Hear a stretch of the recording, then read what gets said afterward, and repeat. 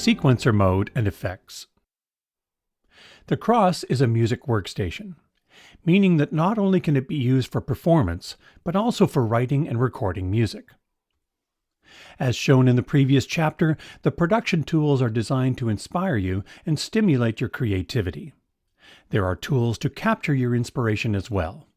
The integrated 16-track MIDI sequencer is where you can record, edit, and complete your musical ideas.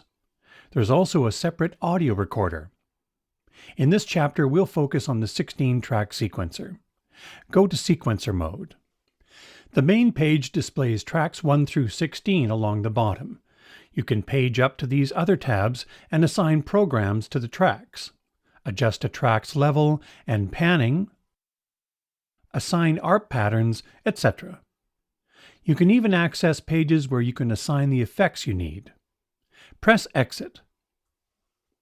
However, this does take a bit of time, so there are a couple of ways to speed up this process. For example, Auto Song Setup. Go to Combination mode and select a combi. You can select any combi you wish. I'm using a combi from the SynthPad category, Loose Particle.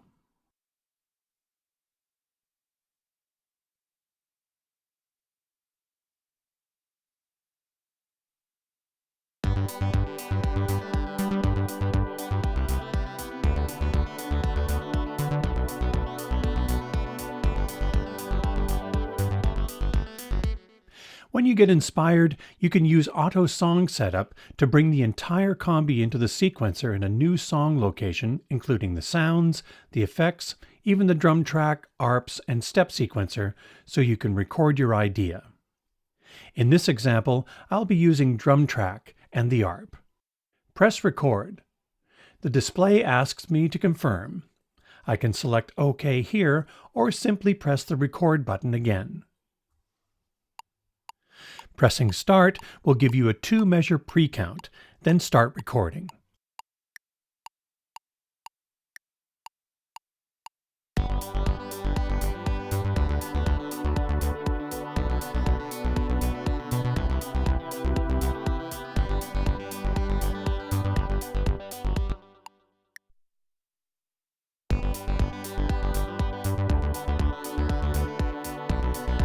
The keyboard part you played, plus the ARPs and the drum track parts have all been recorded on separate tracks.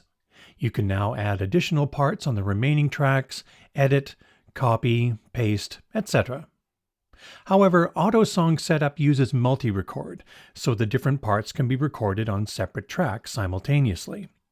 You can see the multi-rec box, short for multi-record, checked off here. When you want to record an additional track after using Auto Song Setup, you need to disable multi-record by cursoring over and unchecking it. Another way to quickly get started is using a template song. A template song sets up the song with sounds, levels, panning, effects, etc. for a particular musical genre. Select a new song location by pressing Function. Choose Create New Song. This parameter allows you to set the initial length of the song. Keep it as 64 measures. Here you can set a specific location for the new song. For now, leave it as it is, and it will create the new song at the next song location. Now we'll load a template song. Function. There are 16 templates already supplied, and 16 user for you to save your own. Select Pop. You can just select OK, but check off the box that says Copy Pattern to Track 2, and then OK. As well as loading in the song template, you can now choose a drum pattern to put on track 1. Based on the template song selection, the first drum pattern that comes up is suited to that musical style. Press play to audition the pattern. There are hundreds of drum patterns to choose from. I'm going to use pattern P001, Pop and Ballad 1. Each time you select Copy, it places the pattern on the track one after the other. You can see the measure change each time. Now select Exit. Press play. Now we have a drum part on track 1. Press stop. This is the locate button. Press this and it returns the song to measure 1. You can set the locate point to anything you want. By default it's measure 1, but at any point in the song you can hold down exit and press the locate button, and that now becomes the locate point. This can be done while the song is playing or stopped. Page up to the prog tab, and you'll notice that the song template has assigned programs to the tracks. Press Menu and scroll down to FX Routing and select OK. You can see that the song template is assigned effects as well. Press Exit. Let's add a bass part on track 2. Select track 2 using the cursor buttons. There's already a bass program assigned to the track. Make sure you're at the beginning by pressing Locate. Then press Record and Start.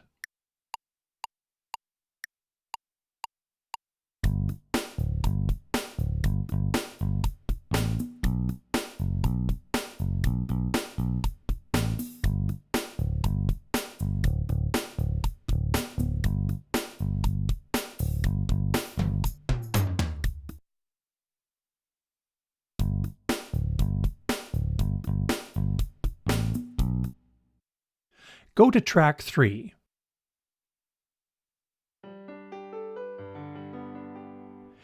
Before we record the piano, let's use Quantize. This will adjust the timing of the notes you record to a specified value. Go to the Rec tab, short for Record tab. Resolution is set to high, meaning it won't correct your timing. Change it to eighth notes. Now the timing will be corrected to the nearest eighth note. Quantizing can be done as you're recording or later in track edit.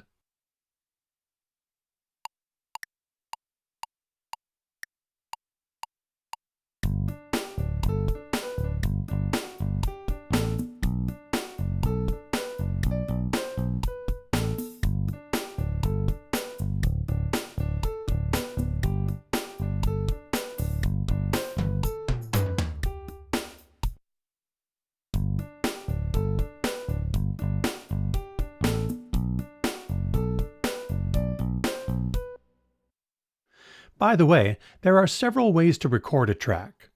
Cursor down to where it now says Overwrite, and press Enter. We have been using Overwrite, which will erase and record over what is currently on the track. Overdub records on top of what is there without erasing. These two types of punch-in are used to go in and out of record at selected times. Press Exit. You can also record using Loop. Details in the PDF manuals. Select track 4. One of the hardest things to sequence and make sound realistic is guitar strumming. The polyphonic arps are a great tool to help with this. This template already has a strumming arp assigned to this track. Turn on the arp and hold a chord. The realism comes from the way the notes are triggered, one slightly before the next as they are played up and down, the same way they are when you strum a real guitar. Let's record this, but set Quantize to high so we retain the special timing of the notes.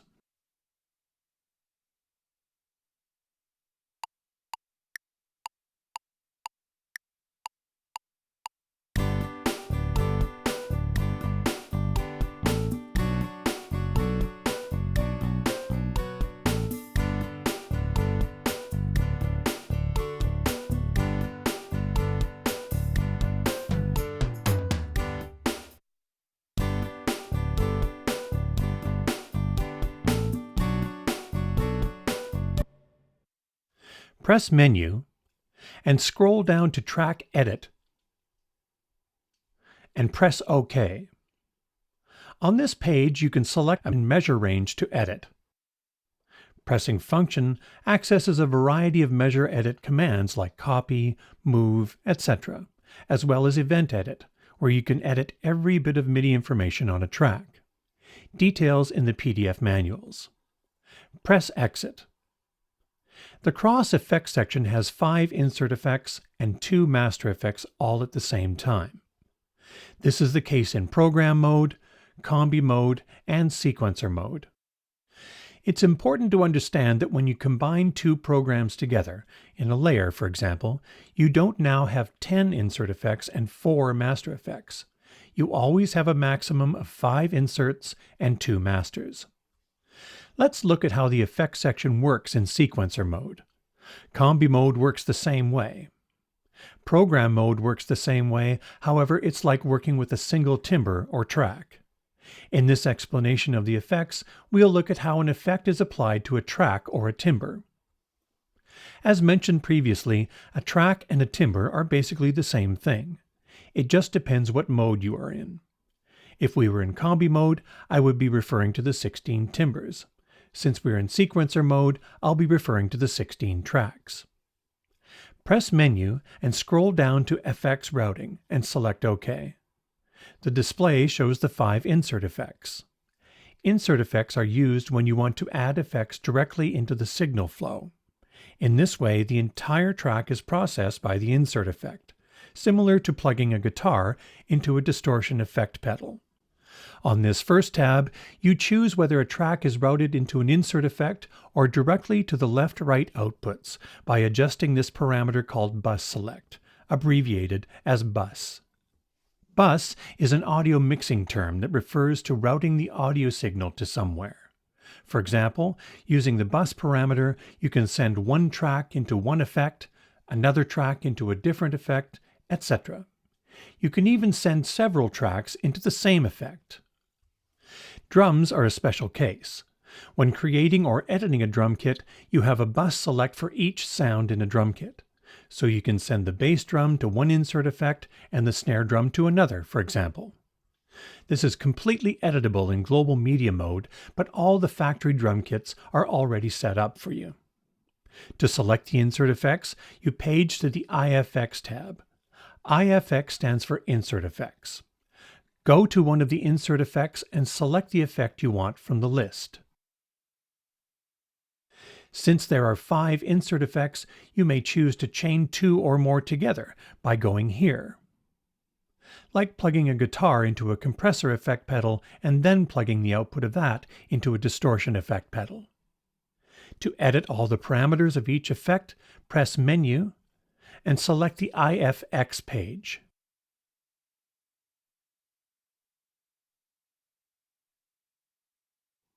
Press Menu, select MFX, short for Master Effects, and OK. You select the master effects here and edit them here. Master effects are mixed in parallel, together with the dry signal coming from a track. Master effects are accessible from all the tracks, and the amount of each of the master effects is individually adjustable for each track. This is called the send amount.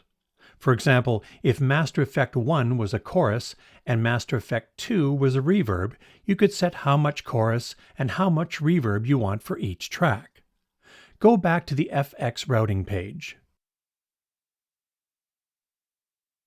On the Bus tab, we can see that this track is bused to LR, meaning directly to the left-right outputs. It isn't being routed to an insert effect. In that case, the Send 1 and Send 2 are set here on the Send tab. Using the current example, Send 1 is how much chorus and Send 2 is how much reverb for this particular track. Back to the Bus tab. This track is being routed to Insert Effect 3, so the Send 1 and Send 2 is set after the effect by going to the Mixer tab and setting the amounts here. Press Exit. When the Kross is turned off, the sequencer memory is erased. Be sure to save your songs to an SD card. We'll be covering that in the Global Media chapter.